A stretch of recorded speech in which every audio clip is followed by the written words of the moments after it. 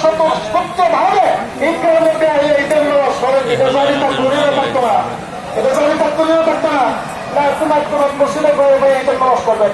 আমি জায়গায় যাই ওইখানে আমার কোনো গল্প যাচ্ছে, সব রকম যাচ্ছে যে ঈদের নামাজ ঈদগাতে হবে, যেগুলো জায়গায় ঈদগাতে নামাজ হবে। এটা একটা সৌন্দর্য, ইসলামের সেই সৌন্দর্যকে আমরা কষ্ট করে লেগে করতেছি না বলে তাই সামান্য স্বার্থের লেগে নিজের একটু কর্তৃত্বের জন্য আল্লাহ পাক বলে আলাদা আপনারা আমার আমি আরেকটা কথা বলে আপনারা দেখ গেছেন।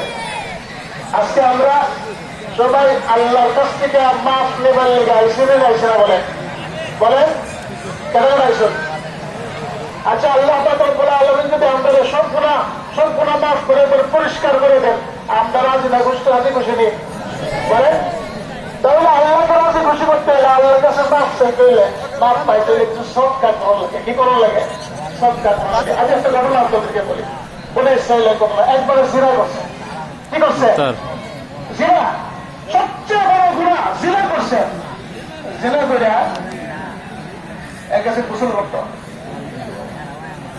গোসল নামছে পুকুরের পাড়ের মধ্যে যেখানেই গোসল করছে, এখানের মধ্যে তার সামান্য খাদ্য আছে, নামছে সামান্য